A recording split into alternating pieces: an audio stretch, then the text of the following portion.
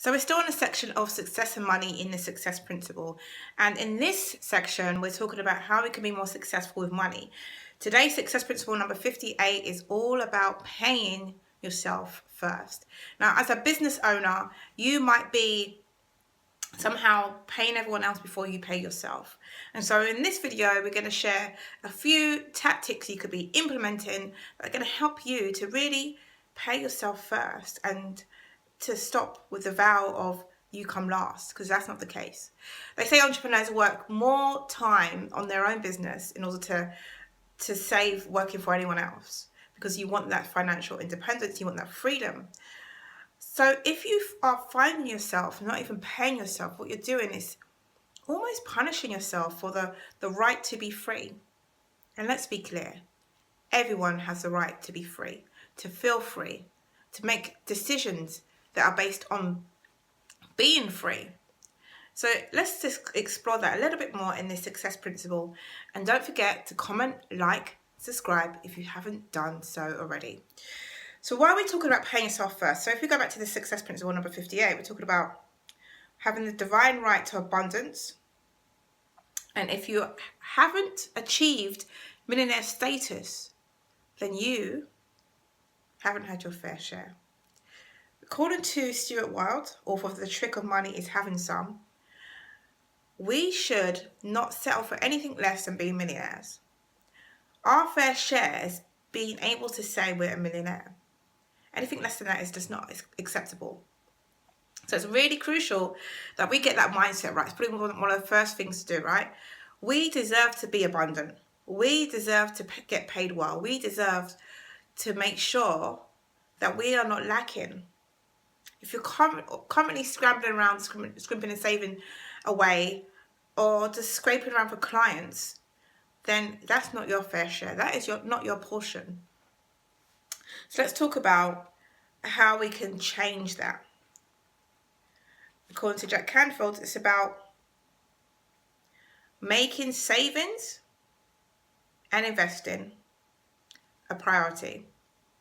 Now, oftentimes we can find it quite a tricky landscape to navigate when we are learning what to invest in, which one's going to give us the biggest return on investment, or just any steady stream of income.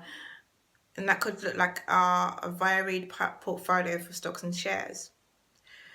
One of the best ways to never get confused again is to make investing automatic, saving automatic. There's so many apps out there that they help you to do this. You just have to do your research, learn which ones. I use Money to do savings, and Money just takes money out of my account and puts it aside, and it's tied into 95 days. And there's other apps as well, like Yolt. So I'm going to post some of the links below. But there's so many different ways that you can learn to save. And in terms of investing, there's a few different platforms there as well. Now, obviously, if you are on the serious I'm the trader type vibe, and you're learning how to trade, then there's quite a few apps you can use to learn how to trade. This is about multiple streams of income. It's about working your money smarter rather than you working harder. Because that paradigm of you have to work hard to make money to be a millionaire stops many people from achieving it. Now, if we had a different way of looking at building wealth, then perhaps more of us will get our fair share. So just let that land for a bit. What is your fair share? Now, we've already established what Stuart talked about, but what is your fair share? Some people just say, oh, I just want to live a comfortable life. I just want to be able to pay my bills and just go on a holiday for once in a while. But what does that look like for you? Wouldn't you want to rather have more for your life? Wouldn't you raise that perspective higher by saying, this is what I deserve? You don't have to spend loads of money. But wouldn't it be nice to have that financial security? To be able to say, I'm going to go on this trip, I'm going to buy myself this, and it's not going to make a significant difference to my bank account. In fact, the more I spend, the more money comes back to me. So maybe there's some money mindset work you have to do, because savings, especially savings more than anything, I know investing, yeah, it can be a bit challenging, but it doesn't mean it's impossible. Notice I use the word challenging, not impossible. So think of different ways that you can make savings on an automatic process so you don't have to think about it. I've got 2 or 3 apps I use for savings, so I'm almost like spreading it because I'm like, well, yep. And then it doesn't feel such of a big deal because the little amounts here, there and there, rather than big chunk here or big chunk there. But yeah, so that's the way I do it anyway. So the 50-50 law, right? So there's a rule that Dr. John DeMartini, who's a chiropractor, for chiropractors, talks about, and he says, never spend more than you save. For every dollar that John saves, 50% goes into savings. So if he wants to increase his expenditure by $45,000, he has to earn $90,000. So if you want to buy a car that's $40,000, then guess how much you're going to have to save? That's right, another $40,000. So you don't buy a car. So this is a 50-50 rule. So there's many rules that we see in success principles, and this is one of them. I think rules make it easy for you to remember. And they're not laws. They're where you have to, if you don't adhere to them, you're going to jail. But they are helpful so that you almost learn that this is for your own good. This is almost to protect yourself and your future. Let's see, what else? Saving includes planning. So if you want to be a millionaire specifically, planning, self-discipline and effort. That's it. A little bit of planning, a little bit of self-discipline, a little bit of effort. The effort could be, oh, I've downloaded this app. The planning could be, I'm going to actually download an app. Self-discipline is, I'm not going to take money out of that app. It could be that simple. Millionaire doesn't mean celebrity.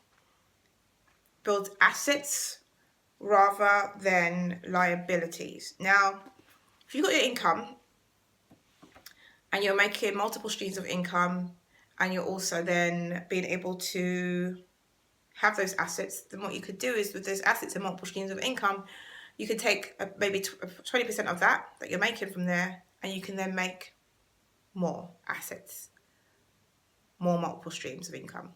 It's almost like you're investing to reinvest, but you're not investing all of it.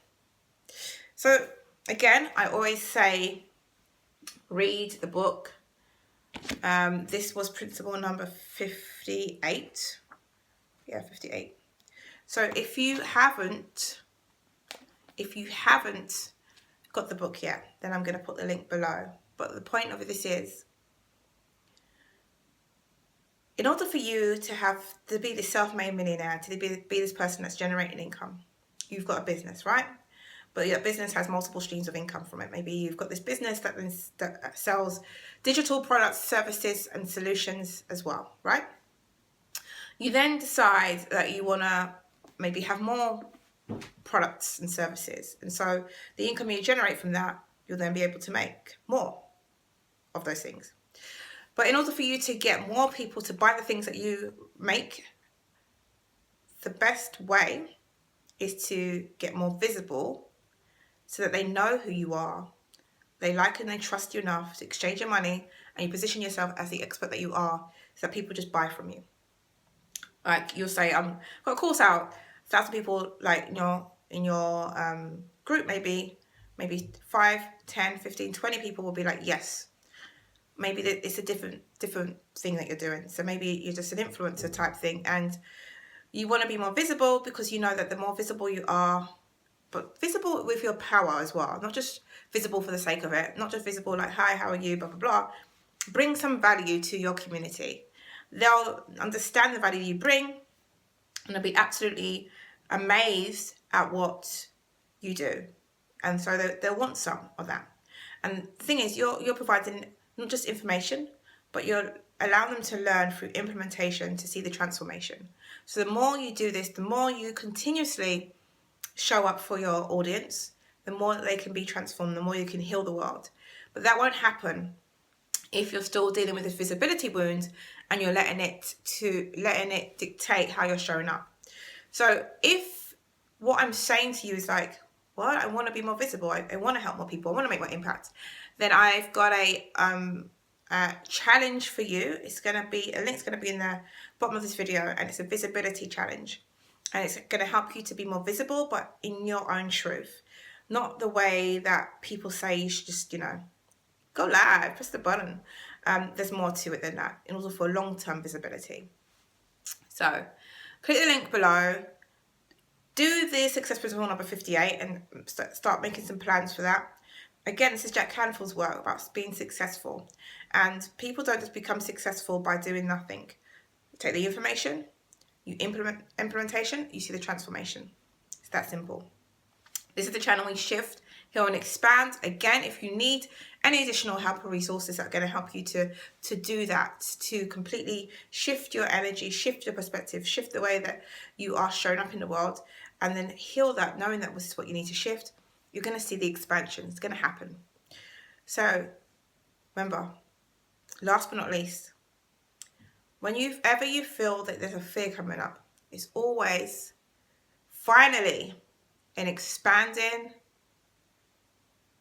attitude request. What needs to change in your attitude? What is being requested of you today? Click the links below, subscribe, put this thumbs up for this. Let's get to it.